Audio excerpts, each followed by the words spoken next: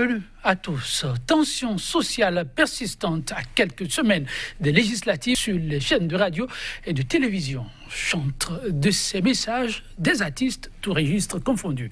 À leur suite, acteurs de la société civile, présidents d'institutions dont le chef de l'État, acteurs politiques, dignitaires et responsables religieux se sont mués en apôtres du même message. Les enseignants, dans leur rôle d'éveilleurs de conscience et d'éducateurs, ne sont pas du reste. Chaque rencontre avec les apprenants apparaît comme des moments propices pour s'adonner à l'exercice de l'heure. Sur le terrain, la mayonnaise commence-t-elle enfin par prendre la préoccupation au menu de ce numéro de votre émission 100% BD? Pour en débattre, deux enseignants, observateurs très avertis de l'actualité sociopolitique, mais opinions diamétralement opposées à bien des égards sur la crise électorale qui secoue le Bénin. Ce sera autour du thème « Appel incessant à la culture de la paix en vue des législatives ».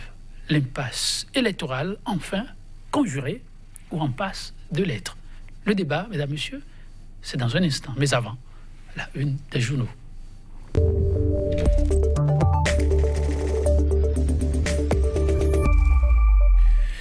L'actualité est-elle relayée par les canards? Nous parvenus ce jour, c'est avec Code Jovia Métonou déjà en position. Code Jovia Métonou, bonjour. Bonjour Valérie Toki, bonjour également à nos amis téléspectateurs. Oui, tout se conjugue au présent de l'actualité politique au Bénin, les législatives en vue, et ça va dans tous les sens, Code Jovia Métonou.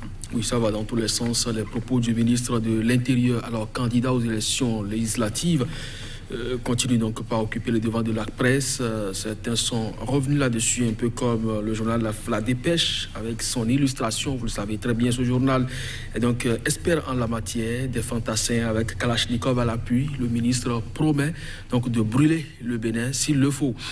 Sans oublier que la Renaissance du Bénin n'a pas accepté la militarisation de son siège. Le président Soglo et son épouse se sont donc dépêchés sur les lieux. Ils sont allés donc s'enquérir des raisons qui motivent cette attitude de la part de la police républicaine. Sans oublier que face à la condition plus ou moins précaire des enseignants aujourd'hui, et certains travailleurs aussi bien du public que du privé, se donnent donc rendez-vous le 25 prochain. Les canards en ont fait également écho. Et nous allons démarrer avec... Justement, la dépêche qui affiche donc en titre et avec la photo du ministre de l'Intérieur à l'appui, propos va-t-en-guerre du ministre candidat, eh bien, la fierté de tout saccager, s'interroge donc le journal. Vous avez bien sûr la photo qui en dit long. Action contre l'exclusion de l'opposition du scrutin du 28 avril prochain. Rosine et Nicéphore Soglo prennent les devants et puis situation sociale précaire des travailleurs au Bénin. La CSTB veut renouer avec la grève pour corriger le tir. L'Afrique en marche qui poursuit. Élection inclusive, le PRD donne enfin sa position et tacle le gouvernement. Et puis militarisation donc du siège de la Renaissance du Bénin. Soglo déjoue les plans de Patrice Talon et y accède sans difficulté. C'est la preuve qu'il ne connaît pas le job selon l'ancien président. Et puis impasse électorale toujours avec l'Afrique en marche. La crise électorale au Bénin sur RFI dimanche prochain. C'est bien sûr un certain Onete Gomez face au duo composé de Abimbola et également Sekweto. C'est bien sûr sur RFI. Ça va se passer dimanche prochain. Le Bénin qui s'invite donc à l'international, mais de façon on ne peut plus acceptable. Joël Itoji, le confrère de la matinée, autour du code électoral. Les organisations de la société civile fustigent les élections non inclusives du 28 avril prochain. Les Tchoko sont fâchés. Le PRD dénonce et exige l'annulation du processus électoral en cours. Lit donc le communiqué du parti. Le nouvel observateur, cette fois, contre l'imposture législative. Le siège de la Renaissance du Bénin, désormais siège national de la Résistance. Ministre et candidat au législatif, Saka Lafia est-il en phase avec la loi? Crise électorale. L'observateur, là. Oui, le journal Le Nouvel Observateur qui écrit donc contre l'imposture législative, le siège du parti Renaissance du Bénin, désormais siège national de la résistance. Et puis, ministre et candidat aux législatives, Saka Lafia est-il en phase avec la loi, s'interroge le journal. Et puis, crise électorale au Bénin. Ces serviteurs de la République, indexé le journal Le Révélateur, l'Église catholique face au contexte politique particulier, agir selon la loi de Dieu et l'amour de la patrie. Et puis matin libre pour terminer, gestion de la crise préélectorale, Talon tombe dans le piège de l'opposition. Et puis déclaration au sujet de la crise préélectorale sans le PRD. Pas d'élection et après, s'interroge le journal. Descente à Vilolé, Soglo saute le verrou. Policiers, pas d'élection sans l'opposition sur l'étogie. Merci à vous, Kodovi. Maintenant, nous allons rester au niveau de Matin Libre. Le message du PRD qui croit savoir que sans elle, il n'y aura pas d'élection. Et le Matin Libre avec sa grosse interrogation. Et après? Oui, après, évidemment. Parce que figurez-vous que le PRD fait partie aujourd'hui, avec ses députés à l'Assemblée nationale, de ces acteurs qui ont conduit le Bénin dans cette situation d'impasse.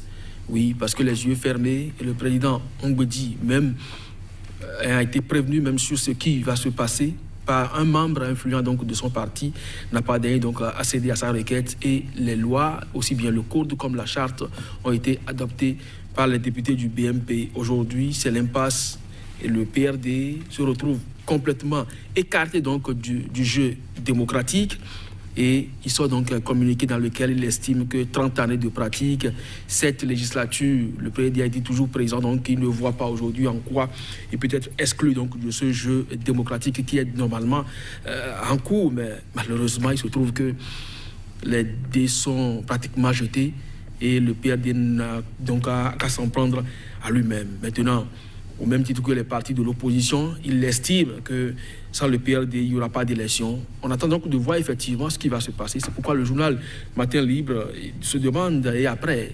vous donnez de la voix, vous estimez que vous allez participer au scrutin. Maintenant, si vous ne participez pas, qu'allez-vous faire? C'est là la grosse interrogation. On attend de voir donc les jours à venir. Je crois que GDS Afrique lui a lancé un défi. Je vais parler donc du président du PRD, Maître Adrien Ongbedi. On verra s'il peut saisir la balle au bon.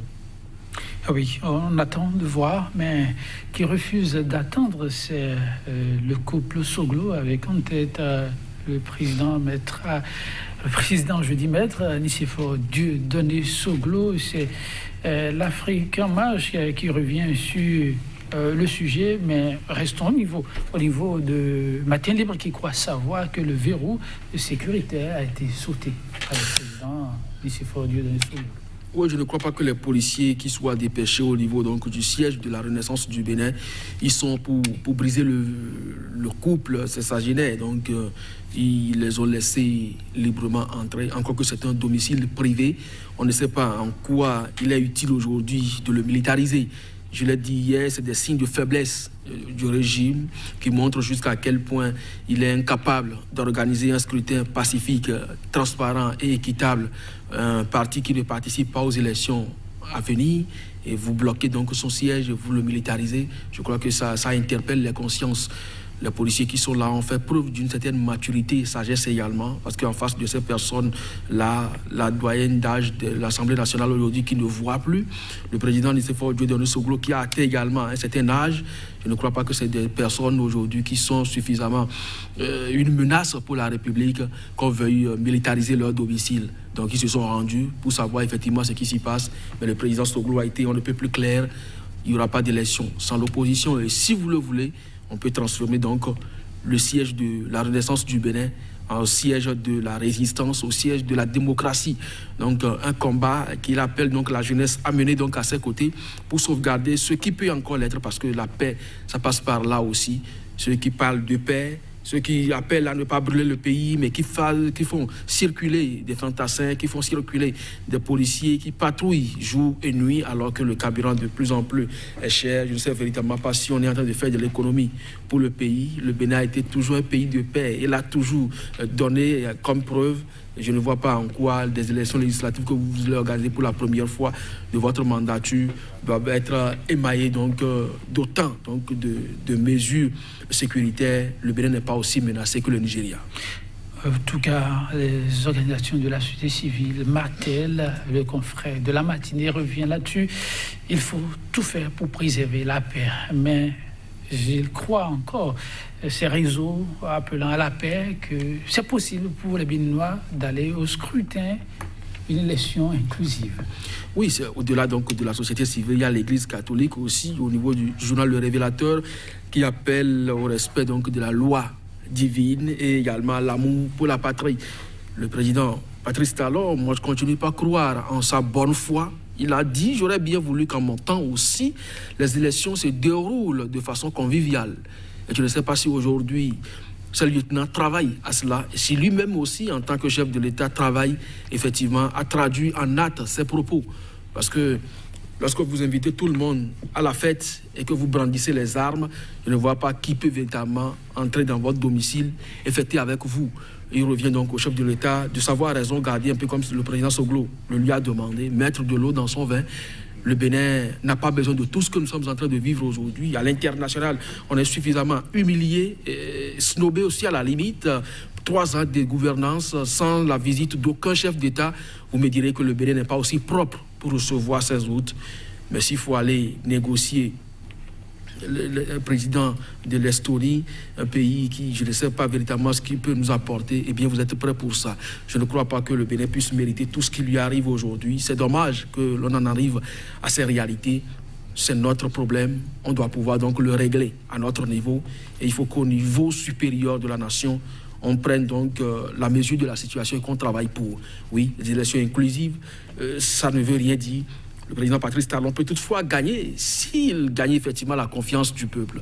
Un peu comme ses lieutenants, ses acteurs sur les réseaux sociaux, les forats également le disent. Donc, je ne vois pas en quoi la population constitue aujourd'hui une menace pour qu'on fasse circuler tous les jours les chars dans le pays, qu'on fasse déployer autant de policiers pour quadriller la population.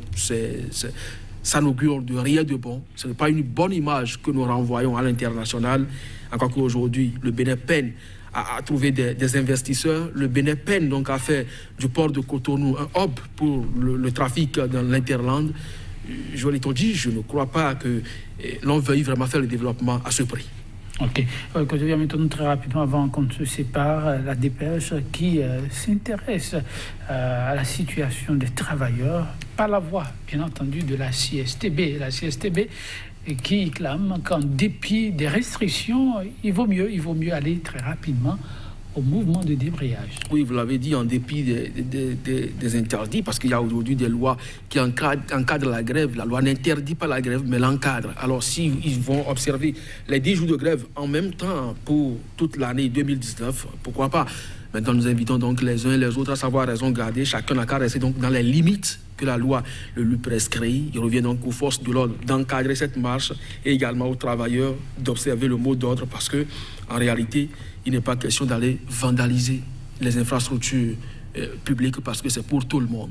Et là-dessus, force doit rester à la loi, mais force doit également rester à la loi de la grève parce que ce n'est pas interdit. On doit pouvoir manifester si on n'est pas content. Merci à vous, Kodjoya Metonon, chers téléspectateurs, pour la revue du jour.